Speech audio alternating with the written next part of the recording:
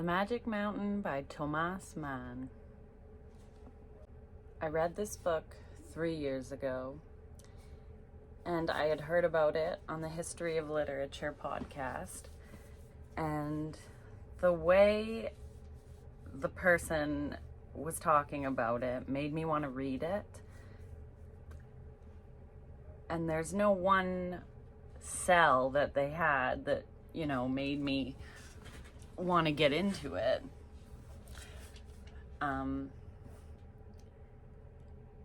thinking about how to describe it, it's kind of hard to say, if you like this, then you'll love this book, because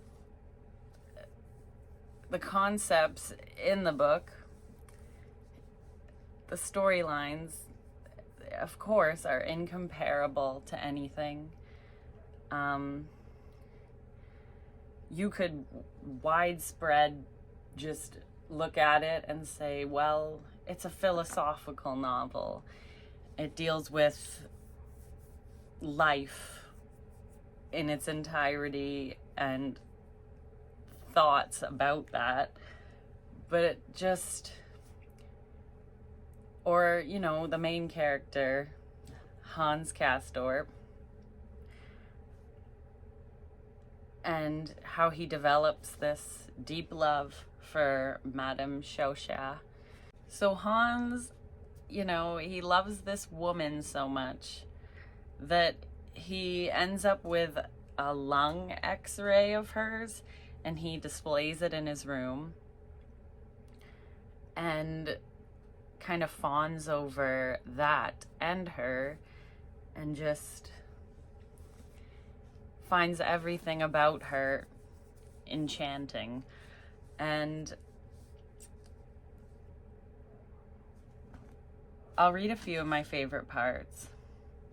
One that, just before going back through the book and rereading certain parts, I remembered him keeping the lung x-ray photo, the descriptions of everyone who is in the sanatorium that he's staying at. And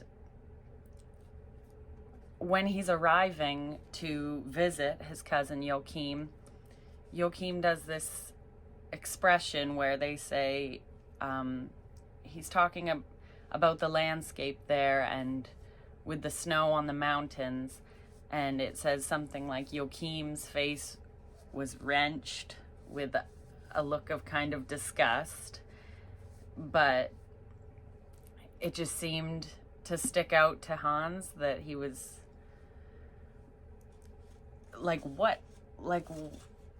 the way that the cousin was talking about being up there. It gives you this eerie feeling when you're reading about that. So also when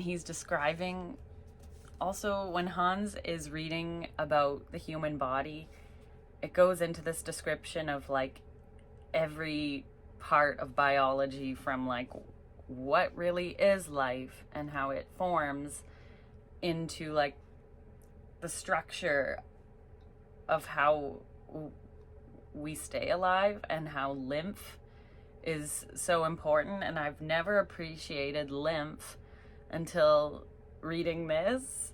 So it's if you want to appreciate lymph, pick up Magic Mountain. No, it's not easy to just sell or, give a good idea of based on certain things. But he meets his kind of philosophical mentor friend, Settembrini. And I'll read a couple of my favorite parts, but really I just know that I loved this book. Here's the part where Joachim's face kind of shows that expression. I found it page 9. Yes, the air is famous, but the landscape is not showing itself to its best advantage in the evening. It can look better, especially in the snow, but you soon get your fill of staring at it. Believe me, all of us up here have definitely had our fill of it, Joachim said, and his mouth wrenched in an expression of disgust that seemed both exaggerated and out of control, and once again it did not suit him. You're talking so strangely, Hans Castorp said. Strangely, am I? Joachim asked, turning to his cousin and looking worried somehow. No, beg your pardon. It just seemed that way to me for a moment or so, Hans Castorp hastened to say. But what he really meant was that the phrase us up here, which Joachim had used 3 or 4 times already, somehow made him feel anxious and queer. Our sanatorium lies at a higher altitude than the village, as you can see, Joachim continued, 150 feet. The brochure says 300, but it's only half that. The highest of the sanatoriums is Schatzalp, across the way. You can't see it now.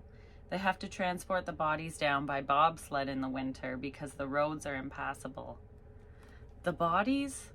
Oh, I see. You don't say, Hans Castorp cried. And suddenly he burst into laughter, a violent, overpowering laugh that shook his chest and twisted his face, stiffened by the cool wind, into a slightly painful grimace. On bobsleds? And you can sit there and tell me that so calm and cool. You've become quite the cynic in the last 5 months.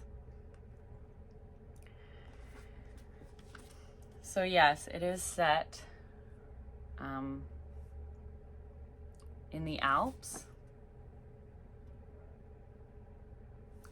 And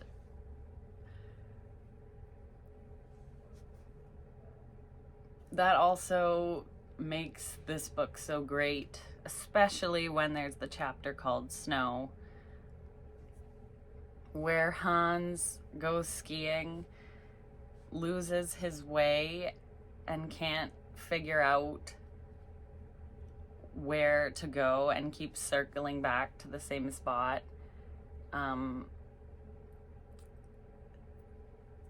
He has a couple drinks of like some rum or something on him, but he basically has these hypothermic hallucinations, which are so beautifully described. And I mean, you could only wish you'd hallucinate something like that, maybe, because some of it's like, ugh, scary. There's also the way Frau Schoscha, or Madame Schoscha, the way that she captures Hans' attention is when she's coming into the dining hall and she lets the door slam behind her. And he finds this, at first, like, kind of rude, but also the carelessness is what's so attractive. And the way she slinks as she walks. It's weird, but I kind of pictured Tilda Swinton as Shosha. They describe her and her beauty, but Hans spends a long time just watching and observing her from afar until he actually gets to speak with her, which happens in the Walpurgis night chapter, which is their Mardi Gras. And another favorite part I'll read. Okay.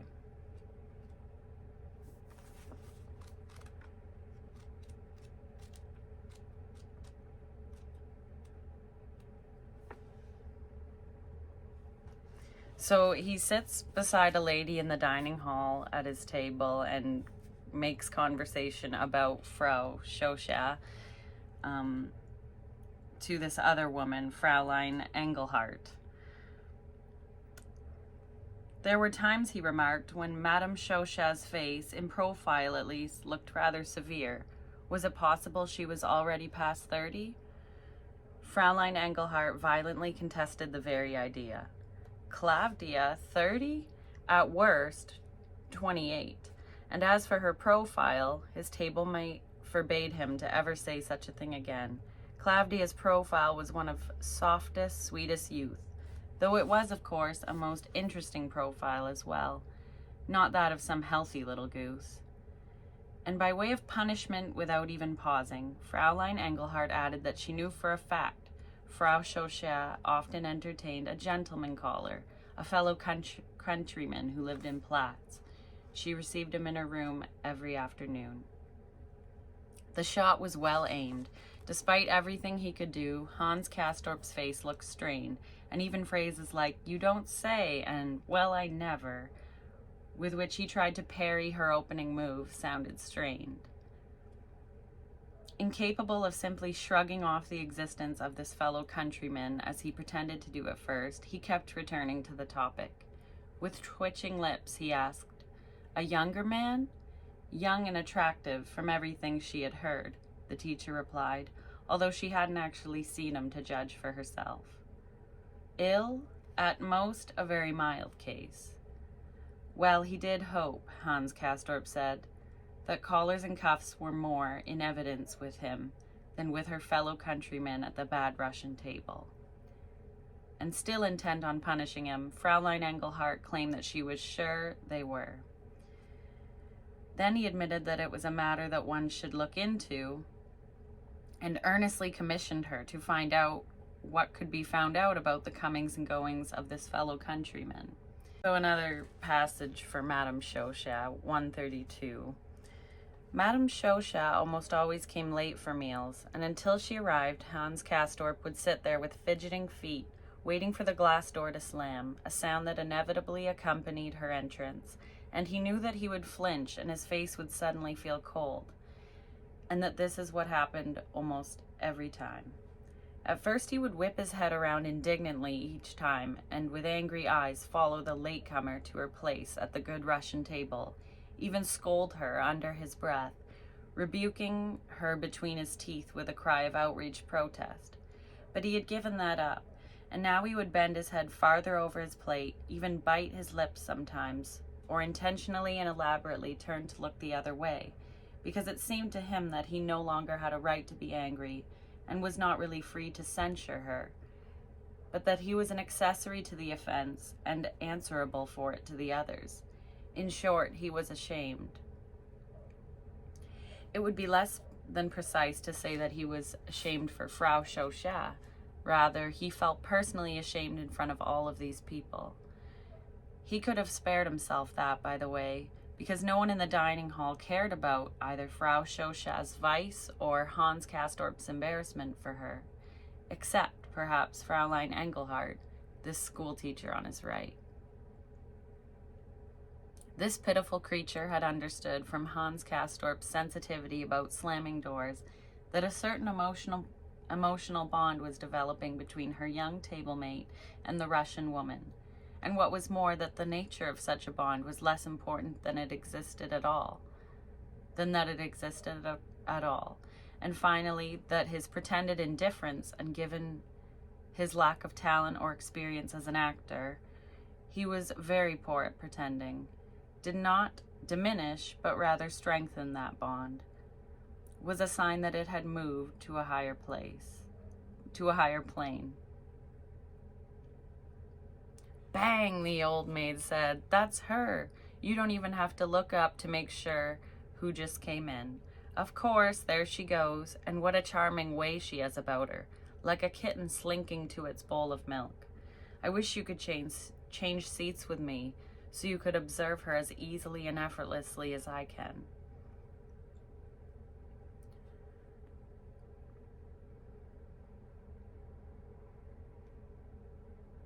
So they kind of have these conversations about Chauchat and the mystery about her and her good looks. And so yeah, one of my favorite chapters when reading this was the research chapter, because he's just laying in his room and they have these rest cures where they wrap themselves a certain way. There's like a certain way they have to wrap the blanket around themselves for this rest cure. And he's reading this this book about the human body.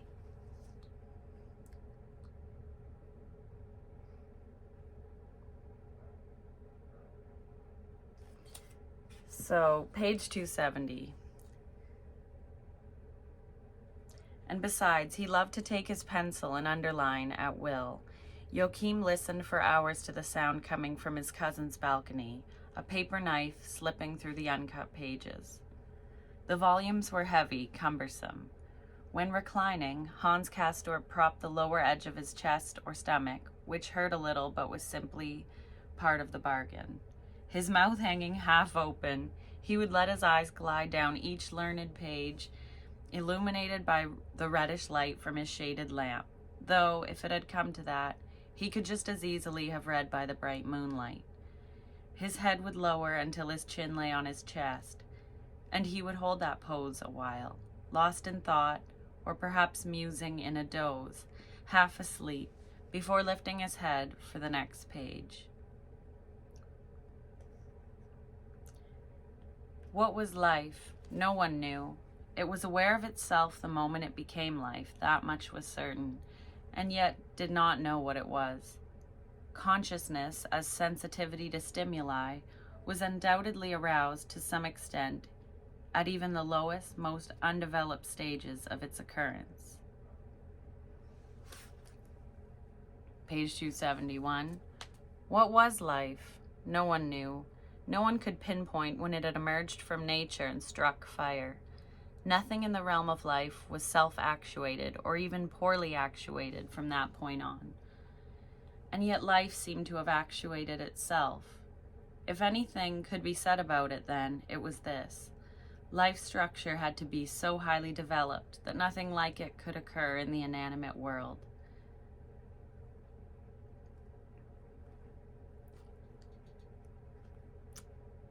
And then again, what was life really? It was warmth, the warmth produced by instability attempting to preserve form, a fever of matter that accompanies the ceaseless dissolution and renewal of protein molecules, themselves transient in their complex and intricate construction.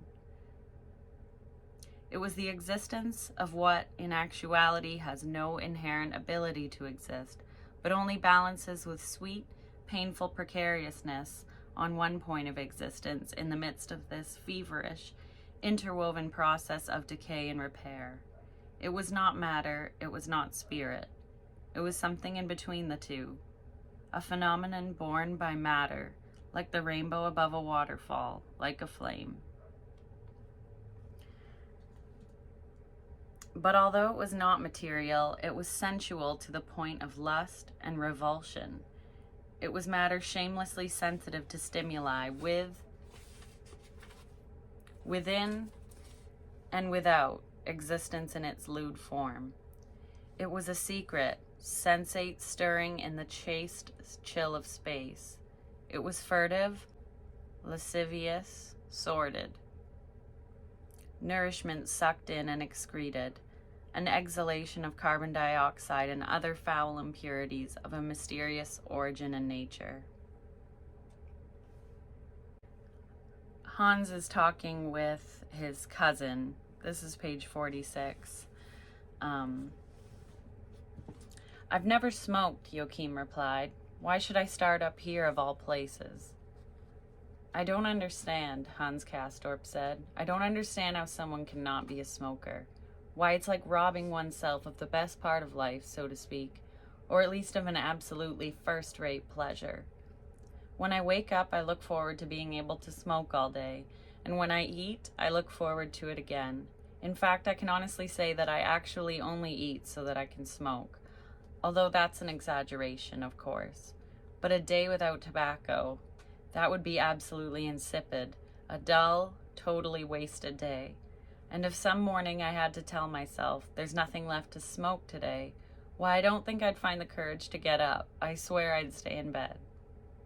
You see, if a man has a cigar that burns well, and obviously it can't have any breaks or draw badly, that's really terribly annoying. What I'm saying is that if a man has a good cigar, then he's home safe. Nothing, literally nothing, can happen to him. It's the same as when you're lying on the beach. because there you lie on the beach and you know, and you don't need anything else. No work, no other amusements. Thank God, people smoke all over the world. There's nowhere you could possibly end up, as far as I know, where tobacco's unknown. Even polar explorers lay in a good supply of smokes to get them over their hardships.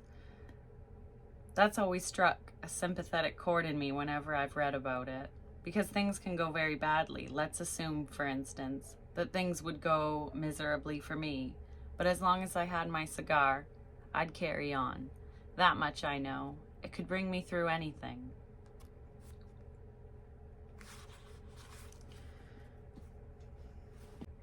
Later on in the book, page 575, well, really the chapter, Mine Here Peepercorn. He's this guy, and he has really long fingernails, and just, you'll see, but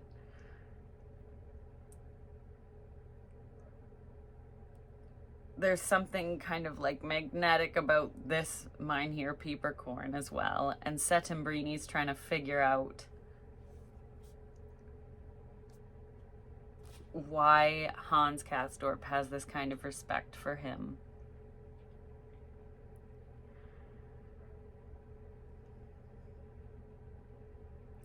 And you will see people gather around Peepercorn, down to the last man, and Nafta will be left sitting there all alone with his cleverness and his city of God, although he can express himself so clearly that it makes your blood and spit run cold, to use one of Baron's phrases. You should be ashamed of yourself, worshipping success like that, ere Settembrini chided him. Mundus vult decepi. I do not demand that people flock around Herr Nafta. He is a dreadful obstructionist. But I would be inclined to stand at his side in the imaginary scene you have just painted with such reprehensible relish. Go ahead and despise distinctions, precision, logic, the coherence of the human word. Go ahead and despise it in favor of some sort of hocus-pocus of insinuation and emotional charlatanry, and the devil will definitely have you in his.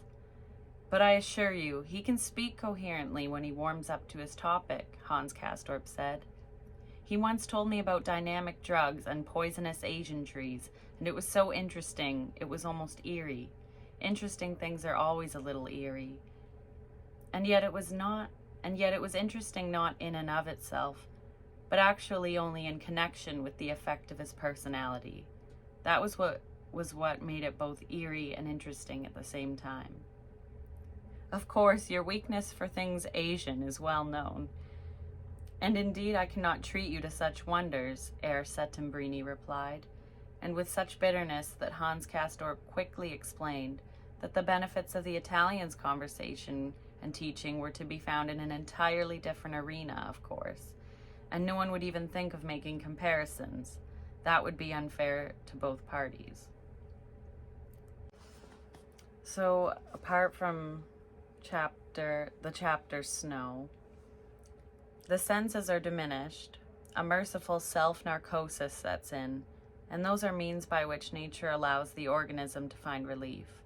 And yet you have to fight against such things because there are two sides to them. They're really highly ambiguous, and your evaluation all depends on which side you view them from.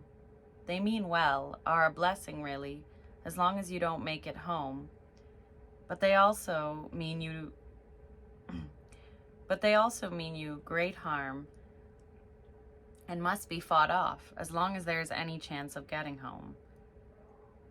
Which is my case, since I do not intend, my stormily pounding heart does not intend, to lie down and be covered by stupid, precise crystallometry. Shut up and try to make some progress here, he said, and then he added, it seems to me you're talking drivel, that you're a little muddle-headed, and in certain respects, that is not good.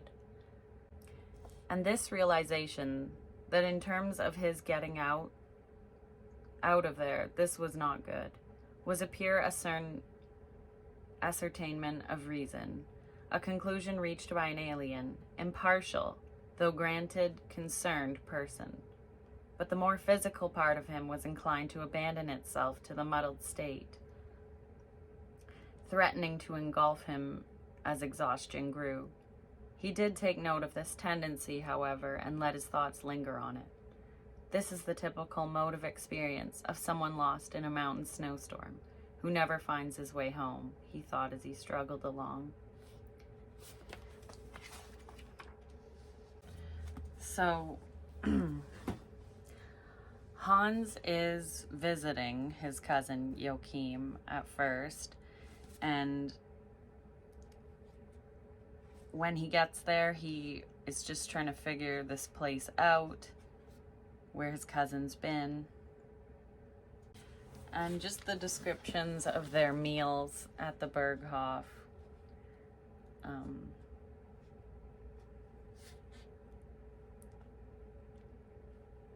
just loved reading, obviously, this whole book. So, it's, there's more than just like, oh, this part was really good. It's all strung together perfectly.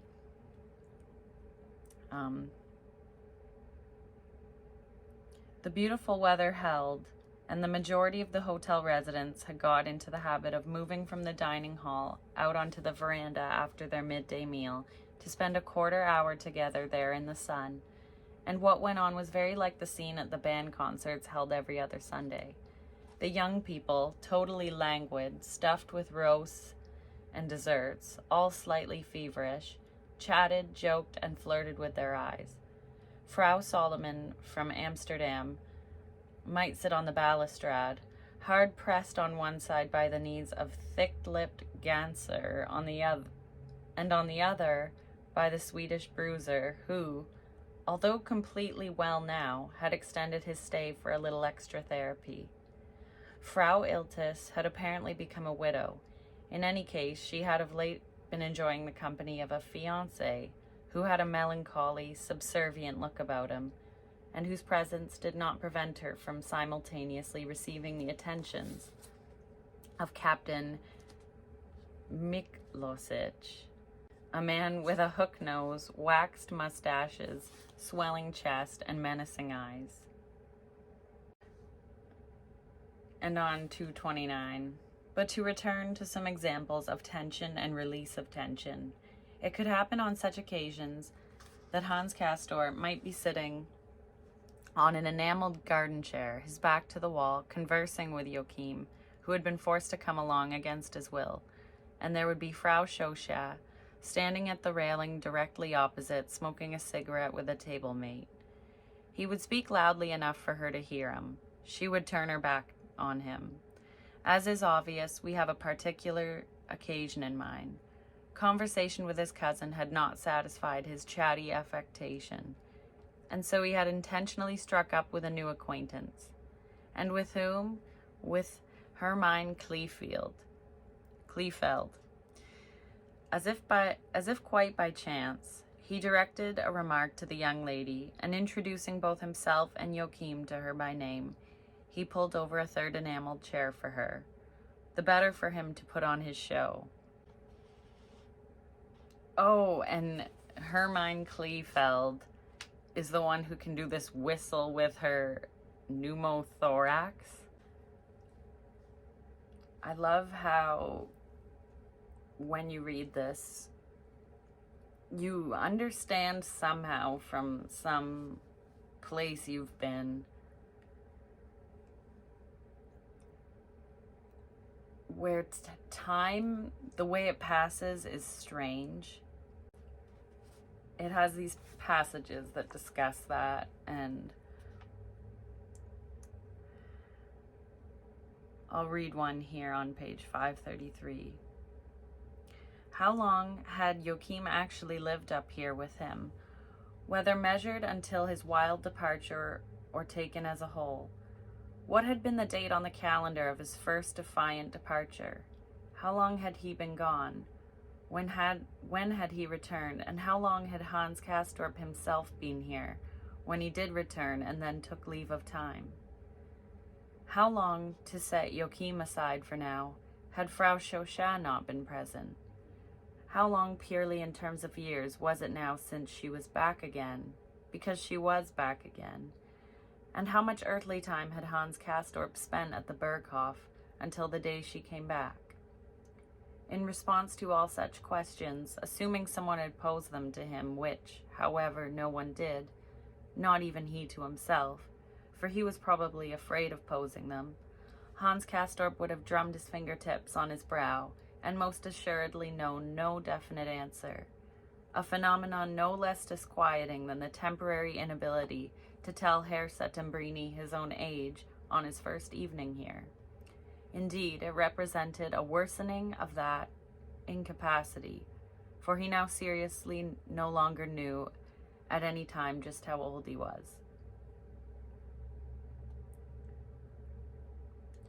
The phenomenon is possible because we lack an internal organ for time, because, that is, if left on our own without external clues, we are totally incapable of even approximate reliability when estimating elapsed time.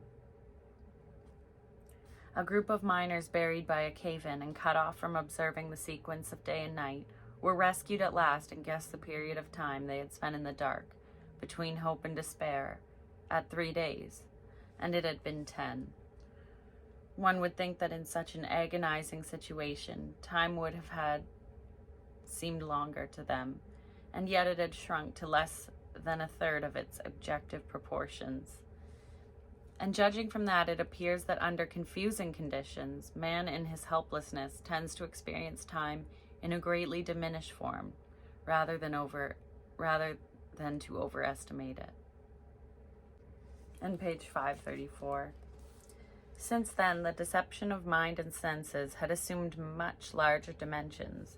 Time, although the subjective experience of it may be weakened or abrogated, is an objective reality to the extent that it is active and brings forth. Are hermetically sealed preserves on the shelf outside of time? That is a question for the professional philosopher, and it was only out of youthful presumption that Hans Castorp had got himself mixed up in the topic. We do know that time does its work, even on a hibernating dormouse. A physician has attested to the case of a 12-year-old girl who fell asleep one day and remained asleep for 13 years. During that time, however, she did not remain a 12-year-old girl, but grew into an adult female. How could it be otherwise? The dead man is dead and has left our temporal world behind. He has a lot of time, which is to say, he has none at all, personally speaking. That does not prevent his nails and hair from growing, or that all in all, but we shall not repeat the slang idiom that Joachim once used in this same context, and that at the time offended Hans Castorp's flatland sensitivities. His hair and nails were growing too, growing quickly it seemed, because a fringe of hair kept overlapping the edges of his ears, and he frequently sat, a white cape wrapped around him, in the adjustable chair in the barber shop on the main street of Dorf, and had his hair cut. He was forever sitting there, it seemed. On 535. We have often declared that we do not wish to make him any better or any worse than he was, and so we do not want to hide the fact that he frequently took countermeasures to try to atone for the reprehensible pleasure he found in mystic disturbances that he quite consciously and intentionally elicited himself. He would sit, his watch open in his hand, his flat, smooth gold pocket watch with his monogram engraved on its spring case, and look down at its round porcelain surface, encircled with a double row of black and red Arabic numerals, at the two splendid, delicately ornamented golden hands spreading in its different directions, and at the slender second hand busily pecking its way around its own special circle. The scholastics of the Middle Ages claim to know that time is an illusion, its flow toward the objective consequences due solely to our sensory apparatus, and that the true state of things is a permanent now. Was he walking by the sea, that professor who was first struck by this notion, the faint bitter taste of eternity on his lips. In any case, we repeat that we are speaking of vacation scenes, of fantasies in moments of leisure, of which the moral intellect quickly has its fill, like a vigorous man who has rested long enough in the warm sand. For us to criticize the methods and forms by which human beings come to know things, to question their validity per se, would be absurd, dishonorable, antagonistic, if we did so for any other purpose than to point out those limits to reason that reason can never overstep without being guilty of neglecting its own tasks. We can only be grateful to a man like Herr Settembrini for characterizing metaphysics as evil, as he once did when speaking, with his usual pedagogic decisiveness, to the young man with whose fate we are concerned, and whom on one occasion he very aptly called a problem child of life. And that was on 537. Yeah, truly,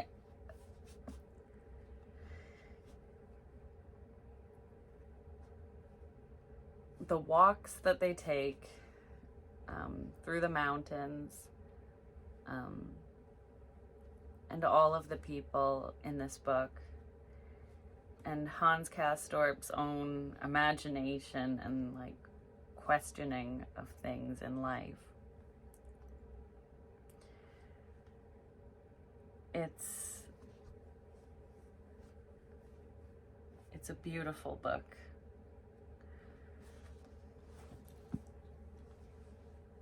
To describe the feeling of reading it is sort of, I thought of how when I would listen to like a song that you love, and it's so, like when you listen to a song that's so beautiful, you can't describe what you're feeling, but you really wish you could, because it almost deserves to be described somehow. But I was thinking of like Pearly Dewdrops Drops by Cocteau Twins. And when you're listening to that and you feel like it's like the grief for what life can be, and the things that happen within it, and then the overwhelming beauty of what it is as well, which I wish I didn't just feel cheesy describing it that way, but so I'm so thankful that I read this book, The Magic Mountain by Thomas Mann.